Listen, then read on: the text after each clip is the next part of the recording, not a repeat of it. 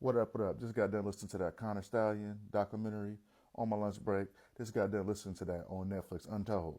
Bruh, that joint was good. That was really good. I wish it was like more in depth, but they really don't know what's going on.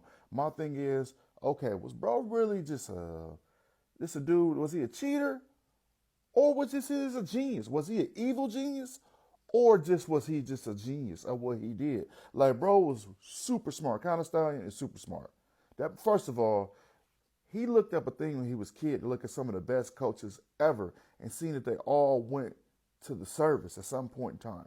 So he went to the Naval Academy. If you know anything about the Naval Academy, you can't be no unintelligent person to go there. So then he worked on the Naval Academy football team as assistant helping out. He just walked in there. They needed help. They was like, oh, we just need somebody to read the signs or somebody to decode the signs. And that's what he was basically in the military to do. But he's in there to do that against who they fighting against in the military. So you're already going to be good at that anyways. And then you're in the Naval Academy. He was super smart. So he did really good at that. The way he broke it down was so analytical, so smart, stuff like that. You got to think, this comes from a Ohio State fan. I still got to commend him for his drive. Bro, Counter Stallion used to have his own crib, but used to Airbnb out to make money, sleep in his car to make money, just so he could fund his coaching dream stuff. You got to commend him for at least that. They saying, okay, he stole now. This seemed like, come on, let's keep it real.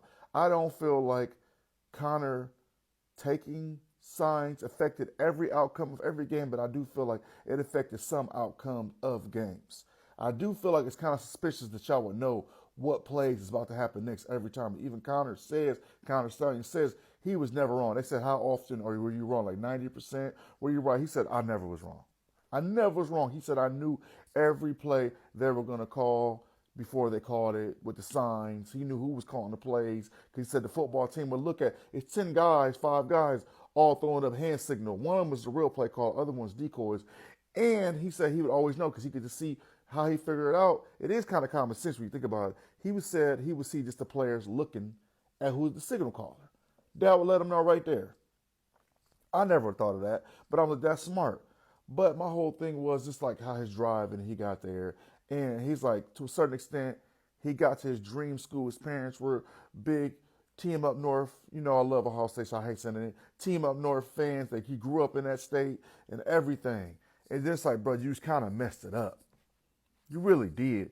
I feel like he could have did that without even cheating because he was so smart. I don't even feel like he needed to really cheat because he was so intelligent. He knew it. He was just so obsessive when it came to that school. Michigan, forget it. He was obsessive when it came to Michigan. He loved that school. We don't even know if anybody else was helping him cheat and who else knew about it. He said Jim Harbaugh had no knowledge of it because he didn't want to take nobody down with him. You got to commend that. Bro ain't with telling. He ain't dropping no dime. He ain't no Takashi. He ain't doing that. He ain't no Rico. You feel me? He ain't doing that, you know?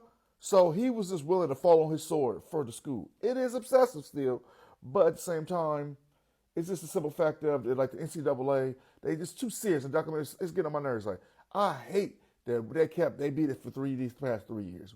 But at the same time, they did be knowing some calls. I would be kind of suspicious because I was like kind of like a thing in Columbus, or if you're a Ohio State fan, you hearing that like they know the plays and somehow they know it. We think they're stealing, they're doing this. But I'm like, it's like Bigfoot. We don't know if it's true or not. So I didn't pay no attention. I was like, it's a better team to keep beating us. But then you start seeing when they're showing the replays on the Untold documentary, like, bro, they really was knowing all the plays. Like, dang. But at the same time, I just feel like even if they didn't, the team up north has been a better team the past 3 years. And Connor, he just fumbled it. He just dropped it. I'm just glad that at the end of the day, I don't want the NCAA to ban him from coming to games. I feel like he shouldn't be able to coach again in the NCAA. But at the same time, if he want to jump to the NFL one day, he a high school coach in Detroit now, that's good. I'm glad he got a job.